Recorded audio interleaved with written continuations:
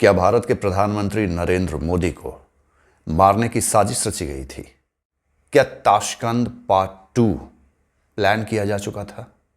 क्या लाल बहादुर शास्त्री की तर्ज पर अमेरिकी खुफिया एजेंसी CIA ने नरेंद्र मोदी को भी ठिकाने लगाने की साजिश रच चुकी थी? अनसेंसर्ड में आज इन तमाम किस्सों से हम रहस्य का पर्दा उठाने जा रहे हैं। दोस्तों, एक चर्चा जो मेन स्ट्रीम मीडिया में नहीं हो रही है लेकिन दबे स्वर में पूरे देश में लोगों के बीच चल रही है, वो ये कि क्या इस बार भी ताशकंद पार्ट 2 को अंजाम दिया जाना था? क्या भारत के प्रधानमंत्री नरेंद्र मोदी को अमेरिकी खुफिया एजेंसी CIA अपने रडार पर ले चुकी है और उनके हत्या की योजना थी? दोस्तों, थोड़ा इतिहास के पन्नों में अगर झांकें तो आपको थोड़ा सा विवरण मैं आपको देना चाहूँगा कि किस तरह से लाल बहादुर शास्त्री की हत्या की गई थी। जी हाँ, बिल्कुल सुनियोजित हत्या। लाल बहादुर शास्त्री हिंदुस्तान के सबसे ताकतवर प्रधानमंत्री में से एक, जो कि ताशकंद पाकिस्तान के साथ पीस एग्रीमेंट साइन करने जाते हैं और वहीं रहस्यमय तरीके से उनकी मौत हो जाती है। एक देश का प्रधानमंत्री मर जाता है और उसके ऊपर जिस तरह की जांच होनी चाहिए वो भी नहीं की जाती है, और ऐसे में संदेह उठना तो लाजमी है। हिंदुस्तान के साथ एक विडंबना यह है कि यहाँ के लोग प्रधानमंत्री को देश का प्रधानमंत्री न मान के एक राजनीतिक दल का नेता मानता है, और इसी कारण से लाल बहादुर शास्त्री जी की मौत की गुत्थी उलझी ही रह गई, सुलझ नहीं पाई। जब लाल बहादुर शास्त्री की मौत हुई तो उस समय शक की सुई 3 लोगों पर प्रमुखता से गई। उनमें पहला नाम है इंदिरा गांधी का, जो आगे चल के भारत की प्रधानमंत्री भी बनी। और इंदिरा गांधी पे शक की सुई जाने का सबसे बड़ा कारण यह था कि जब लाल बहादुर शास्त्री ताशकंद दौरे पर थे, और वैसे भी प्रोटोकॉल के हिसाब से भारतीय प्रधानमंत्री के साथ उनकी पूरी टीम थी, उनका खानसामा, उनका मेडिकल यूनिट, सभी लोग थे। लेकिन जब ताशकंद अग्रीमेंट किया जा रहा था तो उस समय बताया जाता है कि लाल बहादुर शास्त्री का जो कुक था रामनाथ, वो ड्यूटी से सस्पेंडेड था, और उस समय ये जिम्मा ताशकंद में मौजूद भारतीय राजदूत के कुक के ऊपर था, जो एक मुसलमान था। TN कॉल पर इंदिरा गांधी के करीबी होने का आरोप लगता आया है, और कहा जाता है कि इंदिरा गांधी के इशारे पर TN कॉल के माध्यम से ही शास्त्री जी के हत्या की साजिश रची गई।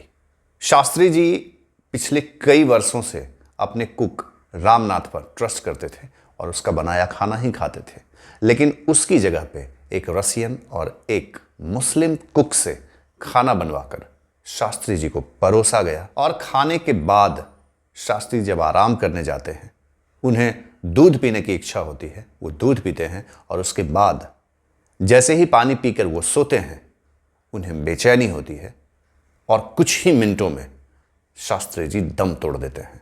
शास्त्री जी की मौत के बाद उनका पूरा शरीर नीला पड़ जाता है, लेकिन रसिया सरकार ने जब इस बाबत वहां मौजूद राजदूत TN कॉल से ये पूछा कि क्या इनका पोस्टमार्टम करना है, तो TN कॉल ने साफ तौर पे मना कर दिया। शास्त्री जी का शरीर जब हिंदुस्तान आया तब तक नीला पड़ चुका था, और उस पर कट के 2 निशान भी थे। बावजूद इसके हिंदुस्तान के एक प्रधानमंत्री के मौत के पीछे के रहस्यों को जानने के लिए उनका पोस्टमार्टम नहीं किया गया। कहा जाता है कि लाल बहादुर शास्त्री मौत से पूर्व अपने घर वालों से टेलीफोन से बात किए थे, और वहां उन्होंने बताया था कि वो हिंदुस्तान वापस लौटकर एक बहुत बड़ी खबर देशवासियों को देने जा रहे हैं। अगर उनकी परिवार की बातों पर गौर करें तो उनके परिवार के सदस्यों का कहना है कि दरअसल शास्त्री जी हिंदुस्तान आकर एक बहुत बड़े न्यूक्लियर डील के होने का अनाउंसमेंट करने वाले थे। यानी कि आप इमेजिन कीजिए कि जो हिंदुस्तान 1998 में आके परमाणु शक्ति संपन्न बना, वो 1965 में ही परमाणु शक्ति संपन्न बनने की राह पर अग्रसर था, और उससे संबंधित कई महत्वपूर्ण डील कर चुका था। अब यही से शक की सुई दूसरी तरफ घूमती है, और वो है अमेरिकी खुफिया एजेंसी CIA। जी हां दोस्तों, अमेरिकी खुफिया एजेंसी और अमेरिकी सरकार कभी भी ये नहीं चाहती है कि हिंदुस्तान शक्तिशाली हो, समृद्ध हो, क्योंकि उसके अंदर हमेशा से पाकिस्तान को लेकर एक सॉफ्ट कॉर्नर रहा। जब हिंदुस्तान और पाकिस्तान का वॉर चल रहा था और रसिया ने इसमें मध्यस्थता करते हुए दोनों के बीच शांति वार्ता कराई, सुलह कराई, तो अमेरिका को यह भी नागवार गुजर रहा था, क्योंकि अमेरिका रसिया को भी अपना दुश्मन नंबर 1 मानता है। अमेरिका नहीं चाहता था कि रसिया की धरती पे कोई पीस अग्रीमेंट साइन हो और इसकी वजह से अमेरिका और पाकिस्तान दोनों रसिया के खेमे में चले जाए। इसलिए अमेरिकी खुफिया एजेंसी CIA और वहां की सरकार ने एक ऐसा व्यूह रचना रचा जिससे कि हिंदुस्तान के मन में रसिया को लेकर नफरत पैदा हो और पूरी दुनिया में ये मैसेज जाए कि रसिया की धरती पर साइन हुआ कोई भी पीस ट्रीटी सफल नहीं हो सकता। तो एक तरफ जहां शास्त्री जी के मौत के पीछे इंडियन पॉलिटिशियन इंदिरा गांधी, उनके करीबी रहे उस समय के राजदूत TN कॉल, वो कुक, ये सब शक के दायरे में थे, तो वहीं इंटरनेशनल लेवल पे अगर इस घटनाक्रम पे गौर किया जा रहा था तो वहां पे CIA की भूमिका काफी संदिग्ध मानी जा रही थी। हालांकि बाद में CIA के कई बड़े अधिकारियों ने कई इंटरव्यूज में इस बात को स्वीकार भी किया कि लाल बहादुर शास्त्री को मारने के पीछे अमेरिकी खुफिया एजेंसी CIA का ही हाथ था। इतना ही नहीं, शास्त्री जी के मौत के बाद उस समय हमारे परमाणु कार्यक्रम के जनक होमी जहांगीर भाभा का भी कुछ दिनों बाद ही हत्या कर दिया गया और एक एक करके अमेरिकी खुफिया एजेंसी CIA के द्वारा परमाणु कार्यक्रम से जुड़े ग्रास रूट लेवल के तमाम लोगों को चुन चुनकर मौत के घाट उतार दिया गया और इस देश में जाति, पंथ और संप्रदाय की राजनीति करने वाले राजनेताओं ने कभी भी एकजुट होकर इन हत्याओं के पीछे जांच की आवाज नहीं उठाई। इन घटनाओं से हिंदुस्तान का न्यूक्लियर प्रोग्राम काफी पीछे चला गया और उसके बाद प्रधानमंत्री अटल बिहारी वाजपेयी के नेतृत्व में यह परमाणु कार्यक्रम सफल हुआ। अमेरिका उस समय भी नहीं चाहता था कि हिंदुस्तान परमाणु शक्ति संपन्न राष्ट्र बने। अमेरिका चाहता था कि वो हिंदुस्तान जैसे देश को अपने जूते की नोक पर रखे, लेकिन हिंदुस्तान अपनी इस शक्ति को अर्जित करने के लिए दिन रात एक करता रहा और आखिरकार उसे पा भी लिया।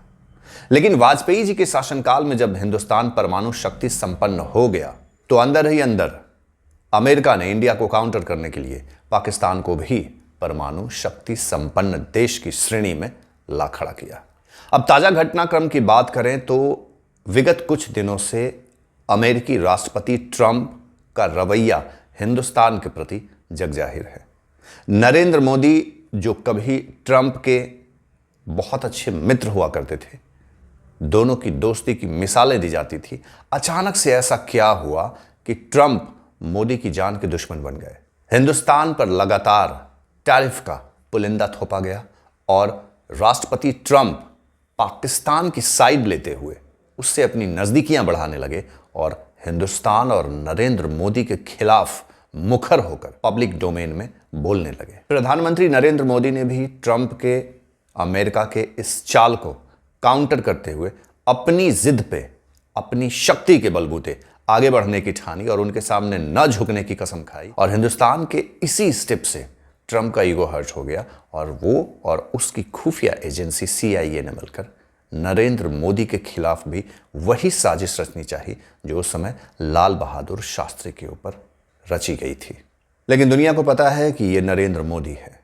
कहा जाता है कि जब नरेंद्र मोदी इस बार समिट के लिए पहुंचे तो जिस होटल में उन्हें रुकना था वहां न रुकने की बजाय वो कहीं और ठहरते हैं और नरेंद्र मोदी को रिसीव करने के लिए रसिया के राष्ट्रपति व्लादिमीर पुतिन उनके होटल के बाहर आधे घंटे तक अपनी कार में इंतजार करते हैं।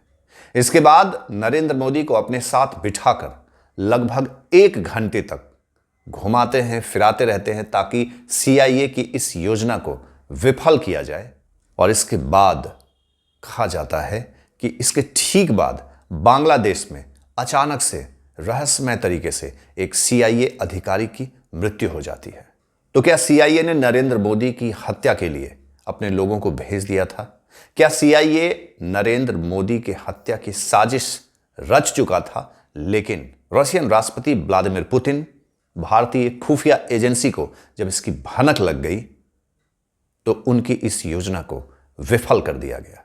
आपने गौर किया होगा कि जब प्रधानमंत्री नरेंद्र मोदी हिंदुस्तान वापस लौटे तो एक कार्यक्रम में जब वो संबोधन कर रहे थे तो जब लोगों ने उनके वापस आने पे क्लैपिंग की तब उन्होंने पूछा कि आप मेरे वापस आने पर तालियां बजा रहे हैं या मेरी उपलब्धियों पर। कहीं ना कहीं बहुत सॉफ्टली नरेंद्र मोदी ने यह मैसेज दे दिया कि उन्हें मारने की योजना भी रची जा चुकी थी। दोस्तों, ट्रंप हिंदुस्तान की शक्ति को उभरता हुआ न सिर्फ ट्रंप बल्कि अमेरिकी सरकार कभी नहीं देख सकती और हमेशा से अमेरिका का झुकाव टेरर ऑक्यूपाइड कंट्री पाकिस्तान की तरफ ही रहा है। हमेशा से अमेरिका चाहता है कि हिंदुस्तान पाकिस्तान और चाइना से उलझा रहे, लड़ता रहे और प्रोग्रेसिव स्टेट में ना आ सके। इसी कारण से वो कई बार टैरिफ की धमकी देता है, कई % टैरिफ थोपता है और चाहता है कि हिंदुस्तान की इकोनॉमी को डिरेल कर सके। इसी क्रम में जब नरेंद्र मोदी के नाम का एक बंदा ट्रंप की राह में रोड़ा बन के खड़ा है तो ट्रंप और अमेरिकी खुफिया एजेंसी CIA ने मिलकर उन्हें ही ठिकाने लगाने की योजना बना डाली। कई बार ट्रंप के कई जगह पर बुलावे के बावजूद नरेंद्र मोदी का जाने से इनकार करना कहीं ना कहीं इस बात को दर्शाता है कि अब नरेंद्र मोदी भी ये भांप चुके हैं कि ट्रंप नीचता की सारी हदें पार करने वाला है। जिस तरह से शास्त्री जी को मौत के घाट उतार दिया गया, देश के ही कुछ लोगों का नाम आया, अमेरिकी खुफिया एजेंसी का नाम आया, प्रॉपर तरीके से जांच नहीं हो सकी, एक प्रधानमंत्री के साथ जो टीम मौजूद थी, मेडिकल टीम थी और तमाम जो प्रोटोकॉल होते हैं वो फॉलो नहीं किया गया। लेकिन ये नया भारत है। अब इस देश के प्रधानमंत्री को कोई आसानी से अपने कब्जे में, अपने गिरफ्त में नहीं ले सकता है, क्योंकि ये नया भारत है, सुपर पावर भारत है। लाल बहादुर शास्त्री जी के मौत के बारे में आप क्या सोचते हैं और हमें यह भी कमेंट करके जरूर बताइए कि क्या नरेंद्र मोदी को मारकर भारतीय राजनीति में भूचाल लाने की योजना थी? क्या इस बार भी हिंदुस्तान का ऑपोजिशन का कोई लीडर इस साजिश में अमेरिकी खुफिया एजेंसी और फॉरेन एलिमेंट्स को अंदर ही अंदर सपोर्ट कर रहा था? कमेंट करके बताइए कि कौन हो सकता है वो इंडियन पॉलिटिशियन जो इस बार नरेंद्र मोदी की हत्या की साजिश में फॉरेन एलिमेंट्स को सपोर्ट कर रहा था, साजिश रचने में मदद कर रहा था। और साथ ही हमें यह भी बताइए कि क्या शास्त्री जी की मौत में इंदिरा गांधी के इन्वॉल्वमेंट को आप सही मानते हैं? आपके कमेंट का इंतजार रहेगा। वीडियो पसंद आए तो इसे शेयर कीजिए, चैनल पर नए हैं तो सब्सक्राइब करना मत भूलिए।